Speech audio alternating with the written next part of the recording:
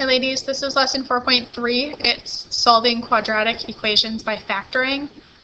So in this lesson we have a few key vocab terms. Some of these are review from last year and some of them may look relatively new to you. But I know you have done factoring before, so we're going to review it a little bit in this lesson and next lesson too, and then we're going to add some new components. But we're going to factor in order to solve a quadratic equation. So the first term that we have is monomial, and monomial is an expression. It's either a number or a variable or the product of a number and one or more variables. The second term is binomial. Bi means two, and a binomial is the sum of two monomials. Then the next term, trinomial. Tri means three. So a trinomial is the sum of three monomials. And then the next one, we worked with this in lesson 4.1, but standard form of the quadratic equation. Standard form is written in the form ax squared plus bx plus c equals y. And then the next term, roots. Roots, we're going to work with square roots here since we're working with quadratics, but roots are solutions of the quadratic equation. And zeros are where y is 0. We're gonna solve something for x. So the zeros are what are the solutions for x when the quadratic equation is equal to 0. So when y is 0, what is x? So we can write this in intercept form where p and q are our zeros. So y equals a times x minus p times x minus q equals 0. P and q are zeros.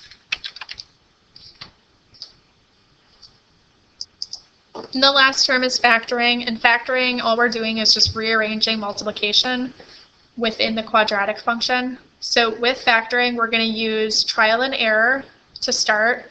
And then we have a few special factor patterns, and we're going to talk about two specific ones today in this lesson. But they're not going to work for everything, so we still need to use some logic, and sometimes it requires a little bit of trial and error.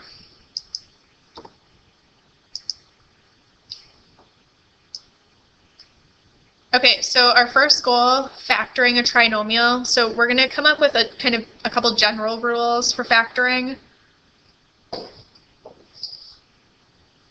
So when we factor, right now we have this ax squared plus bx plus c. We want to get that into the form x plus m times x plus n, where m and n, if you multiply them together, they equal that c term, and if you add them together, they equal the b term. Okay, so we want that to equal x squared plus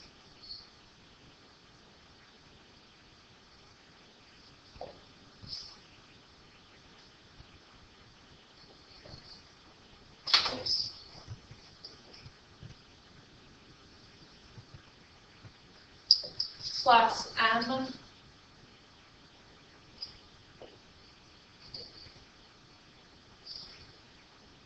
plus n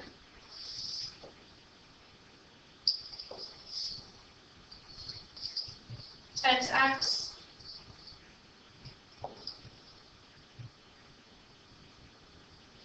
plus m times n. Okay, so our b term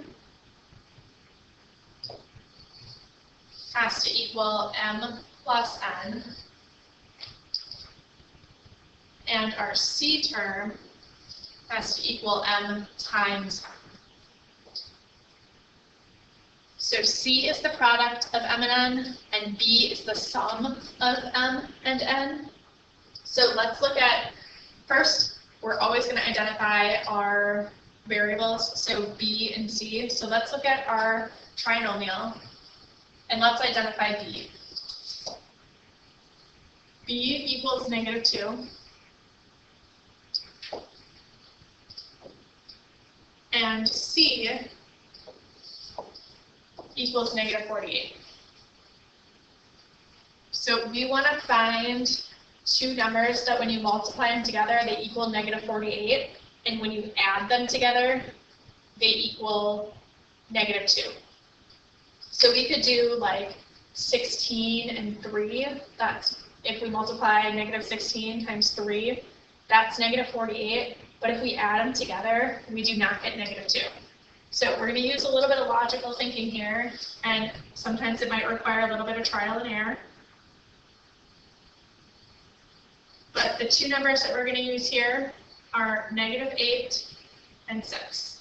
Okay, so -8 times 6 equals -48, and -8 plus 6 equals -2. So this is true, this is true. So those are the numbers that we have to use to factor this quadratic expression. So x plus m and x plus n. So our m is -8 and our n is 6. It doesn't matter which one goes first, but just so that you have one of the factors as m and the other as n.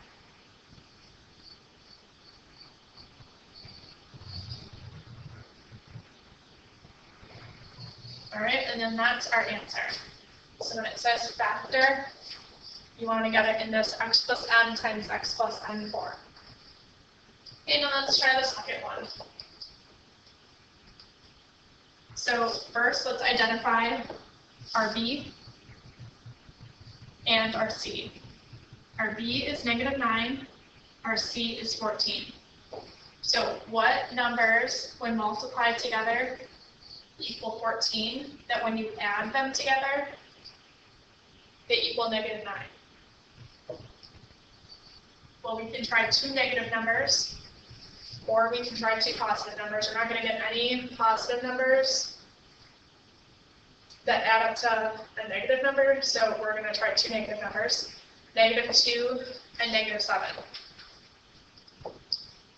So -2 times -7 equals 14. Okay, that's good. That's our C. And then -2 plus -7 equals -9. That's good. That's our B. Okay, so those are the two numbers we'll use to factor. So then when we write it in factored form, we have x minus 2 times x minus 7. So that's our x plus m, our x plus n. And then that is our answer.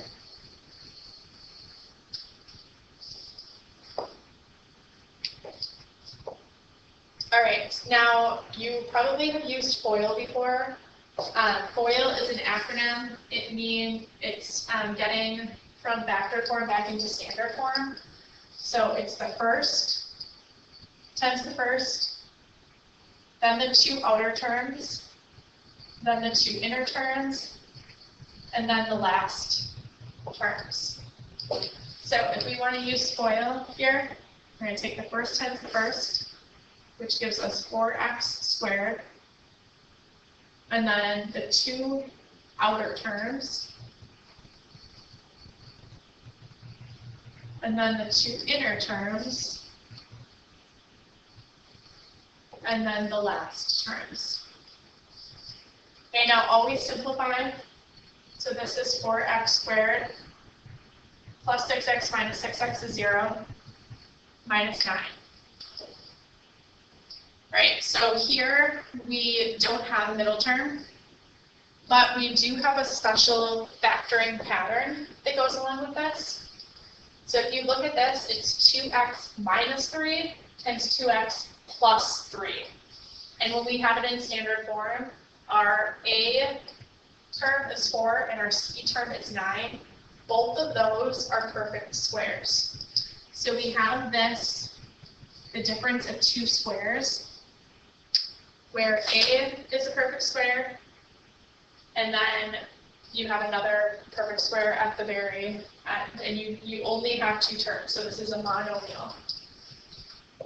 So we could rewrite this in example 2. We could rewrite this so it looks like a squared minus b squared.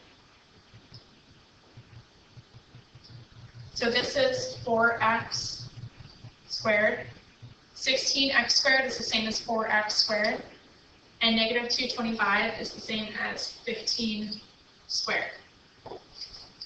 So if you notice that you have two perfect squares and you just have a binomial, two monomials, not three, then you can use this difference of two squares, as long as you have the difference. So we're still going to identify our A and our B. In this equation, we've got A squared minus B squared. So our A is 4x, and our B is 15. And a shortcut to factor this is A plus B times A minus B. So to factor this, we have 4x, which is our A, plus our B, which is 15, times 4x minus B, which is 15. And if we want to double check and we use FOIL, we end up with 16x squared minus 60x plus 60x minus 225. Those two middle terms cancel out, so we're left with 16x squared minus 225. So we can do the same thing with this next one.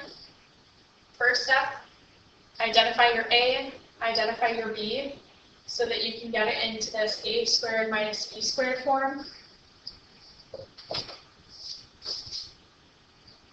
So this is the same as x squared minus 9 squared.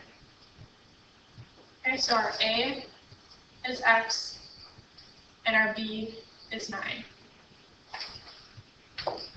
So then putting it in factor form, we want A plus B times A minus B. So A plus B times A minus B.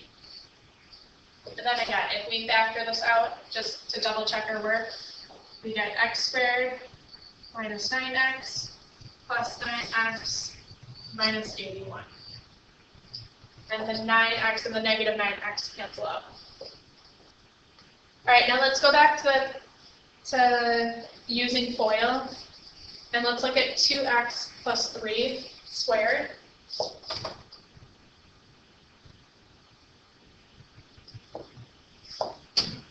So this is 2x plus 3 times 2x plus 3. Okay, that's 2x plus 3 squared. So if we factor this out, if we put this into standard form, we end up with 4x squared plus 6x plus 6x, which is plus 12x, plus 9. And then if we do the same thing for the one below it, 2x minus 3 squared, which the differences here are just the signs. So 2x minus 3 times 2x minus 3. We're left with 4x squared minus 12x plus 9. So again, the difference here, we get negative 12x, or a positive 12x first, where it has a plus squared, and then minus 12x, where it has a minus squared. So this is our next factor rule. So if you look at the first and third term here, those are still perfect squares. Okay, so the perfect square trinomial is another shortcut. If you notice that the first and the last terms in your trinomial are perfect squares, then we could use this perfect square trinomial. So this says a squared plus 2ab plus b squared equals a plus b squared, or, again, here's plus, here's minus. Here's plus, here's minus. Okay, or a squared minus 2ab plus b squared equals a minus b squared. Okay, so it's very similar. It's not quite the same though, because one you're taking the difference and one you're taking the sum. So for the perfect square trinomial, we want to look at our a and our c terms, that once it's in standard form, if those are perfect squares and this middle term, negative 12x, if that is there, so if it's a trinomial, we want to make sure that it's negative 2 times a times b, or positive 2 times a times b. Now in this example, since we are subtracting 12x, we're going to use this second one.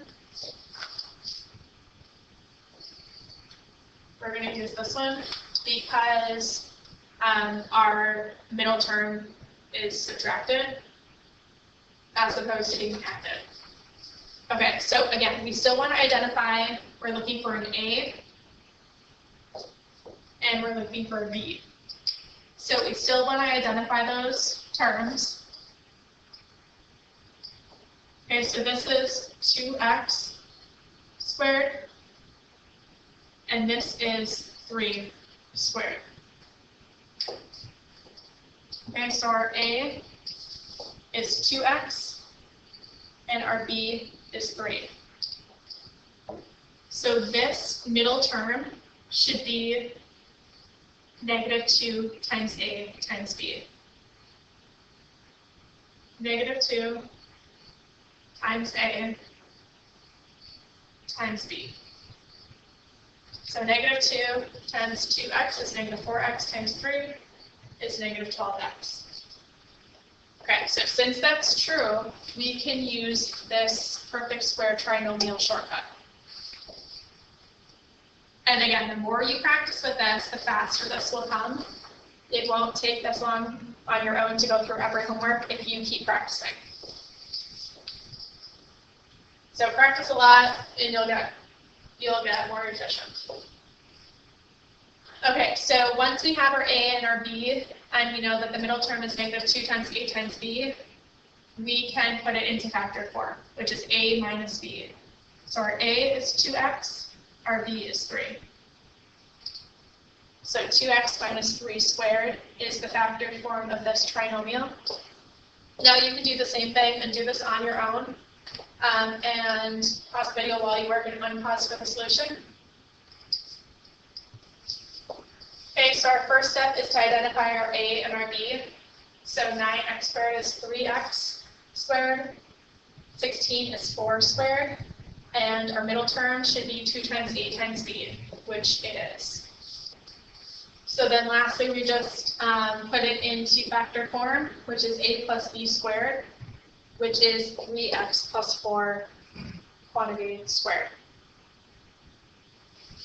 All right, now the next step is using the zero product property. The zero product property says that if the product of two expressions is 0, then one or both of the expressions is equal to 0.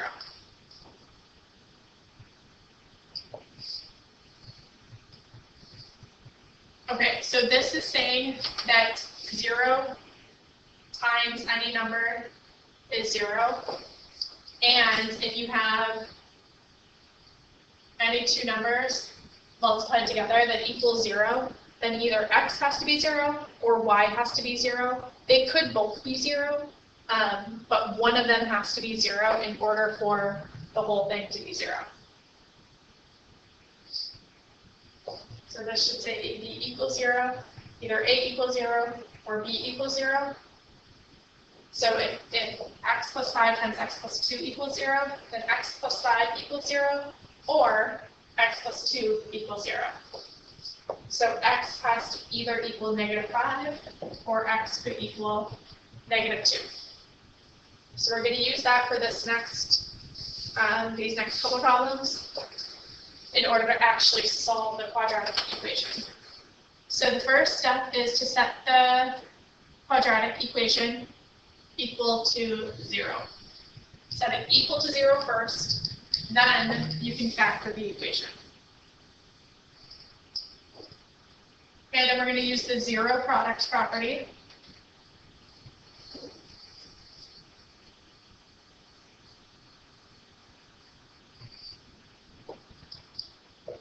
And then solve for x. So again, the zero product property is saying that if you're multiplying two sets of numbers together and it equals 0, then one of those numbers has to be 0.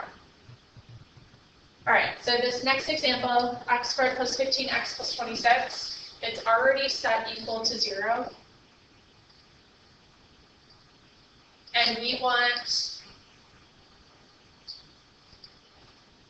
to find the factor of 26, values m and n, such that m plus n equals 15. Okay, so let's look at some factors of 26. We could do 2 and 13. 2 times 13 is 26, and 2 plus 13 is 15. So x plus 2 times x plus 13. Okay, so we set it equal to 0. We factored. Now we need to use the zero product property. So that's saying that either this has to equal 0 or this has to equal 0. Okay, so if x plus 2 equals 0, then x equals negative 2. If x plus 13 equals 0, then x equals negative 13. Okay, so this is us solving for x. If the whole thing is equal to 0, then one of those terms has to be 0. In this next step, we do not have it equal to 0, so that's our first step. So we'll add 5x, subtract 19, and subtract x squared from both sides.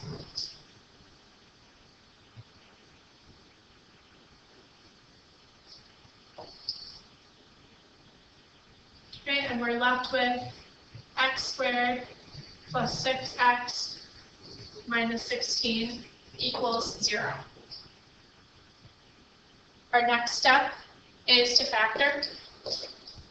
So we're looking at negative 16. We want two numbers that add up to 6.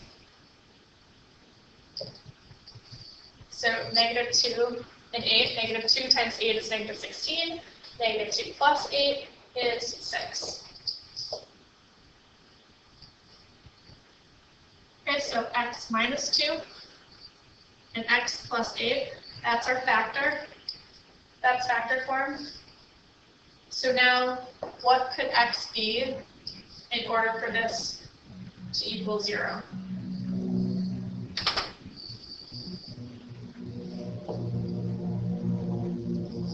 So either this has to equal 0, or this has to equal 0 in order for the whole thing to equal 0. So x minus 2 equals 0, or x plus 8 equals 0. So x could equal 2, or x could equal negative 8. Okay, those are our solutions.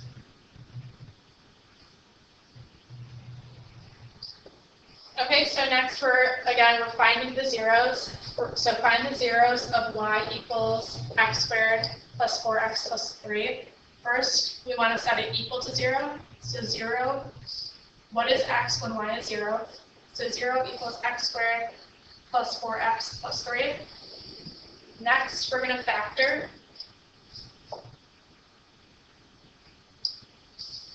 So what two numbers, when multiplied together, equal 3, and when added together, equal 4? So 1 times 3 is 3, 1 plus 3 is 4. So x plus 1 times x plus 3 equals 0. So now use the zero product property. So either this has to equal 0 or this has to equal 0. So x plus 1 equals 0 or x plus 3 equals 0. So x could be negative 1 or x could be -3.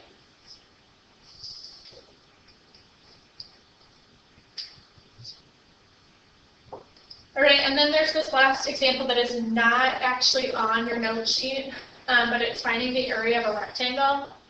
So remember, area of rectangle equals length times width. So area of a rectangle is x plus 5, in this case, times 5. So length times width, x plus 5 times x, and we know that the area is equal to 36. So the first thing that we should do is set the equation equal to 0.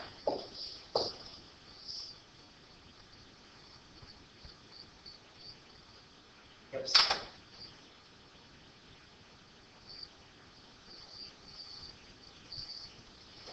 Okay, and then we can factor. So here, you might want to put it into standard form first. So x plus 5 times x is x squared plus 5x. And then you're subtracting 36 from that.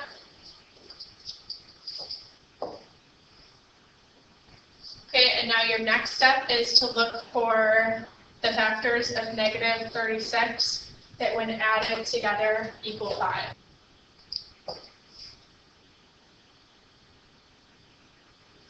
So let's make our factor tree here.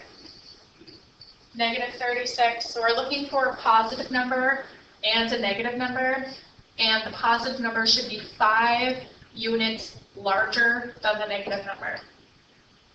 Okay, so 12 and 3, that's not going to work. 18 and 2, that's not going to work. But 9 and 4, that could work. So the difference here between 9 and -4 is 5. Okay, so when we factor this, we've got x plus 9 and x minus 4 equals 0. So what are the possible dimensions for this? What's the value of x? Well, x plus 9 could equal 0, or x minus 4 could equal 0.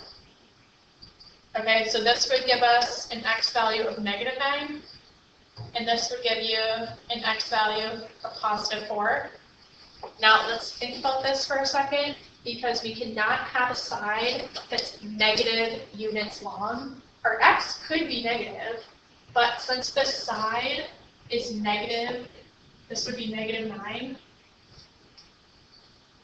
where x equals -9. We cannot have a side that's -9 units long. So we only have one solution here, and this solution is 4. Okay, x has to equal 4, because otherwise we would end up with negative dimensions, which are not possible. So please jot down any questions you have and bring them to class, and we will discuss. Thank you.